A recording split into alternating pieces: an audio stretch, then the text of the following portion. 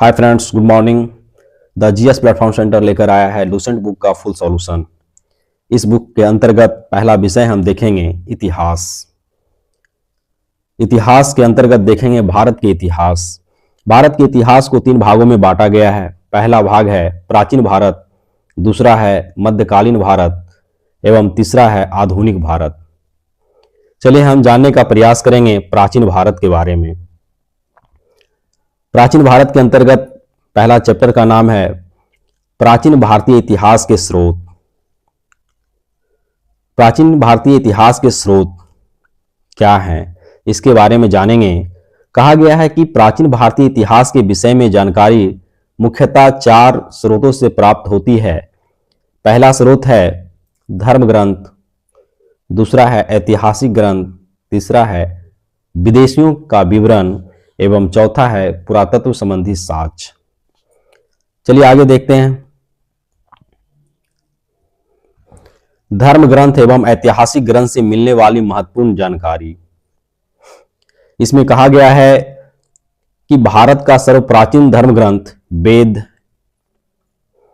भारत का सर्वप्राचीन धर्म ग्रंथ वेद है, जिनके संकलनकर्ता महर्षि कृष्ण द्वैपायन वेद व्यास को माना जाता है। वेद वसुदैव कुटुंबकम का उद्देश्य देता है। भारतीय परंपरा वेदों को नित्य तथा अपौरुषेय मानती है। वेद 4 है। पहला ऋग्वेद, यजुर्वेद, सामवेद एवं अथर्ववेद। इन 4 वेदों को संहिता कहा जाता है। इन 4 वेदों को क्या कहा जाता है? संहिता कहा जाता है। चलिए जानेंगे पहला ऋग्वेद। ऋग्वेद से हमें क्या जानकारी मिलती है, इसके बारे में जानेंगे। कहा गया है कि ऋचाओं के क्रमबद्ध ज्ञान के संग्रह को ऋग्वेद कहा जाता है। ऋचाओं के क्रमबद्ध ज्ञान के संग्रह को ऋग्वेद कहा जाता है। इसमें 10 मंडल, 1028 सूक्त, जिसमें वाल्खिल पाठ के 11 सूक्त सहित है, एवं 10,462 ऋचाएं। इस वेद के ऋचाओं को पढ़ने वाले ऋषि को होत्री कहते हैं। इस वेद से आर्य की राजनीतिक प्रणाली, इतिहास एवं ईश्वर की महिमा के बारे में जानकारी हमें मिलती है। आगे देखेंगे क्या कहता है। कहा गया है कि विश्वामित्र द्वारा रचित ऋग्वेद के 3 मंडल में सूर्य देवता सावित्री को समर्पित प्रसिद्ध गायत्री मंत्र है। इसके 9वें मंडल में देवता सोम का उल्लेख किया गया है। इसके 8वें मंडल की हस्तलिखित ऋचाओं को खिल कहा गया है। ऋग्वेद का सबसे बड़ा 10वां मंडल है। कौन सा है? 10वां मंडल है।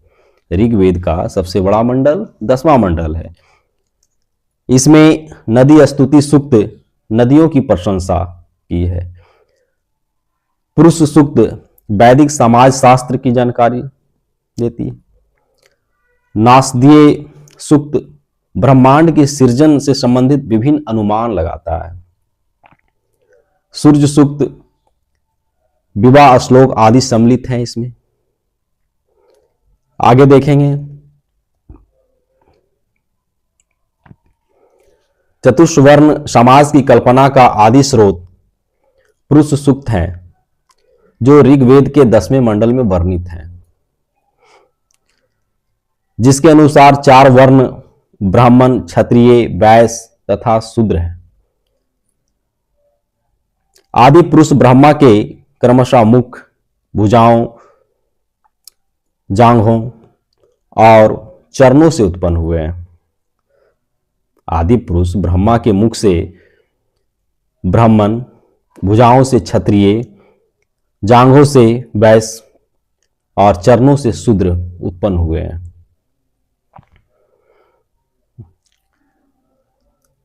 आगे देखेंगे। कहा गया है कि ऋग्वेद के कई परिच्छेदों में प्रयुक्त अधन्य शब्द का संबंध जो है गाय से है, जिसका वध नहीं किया जा सकता।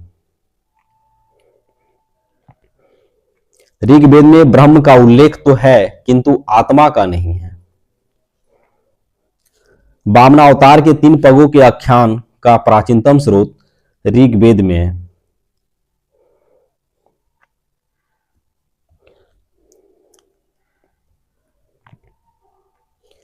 ऋग्वेद में इंद्र के लिए 250 तथा अग्नि के लिए 200 ऋचाओं की रचना की गई है। ऋग्वेद में इंद्र के लिए 250 एवं अग्नि के लिए 200 ऋचाओं की रचना की गई है। प्राचीन इतिहास के साधन के रूप में वैदिक साहित्य में ऋग्वेद के बाद शतपथ ब्राह्मण का स्थान है।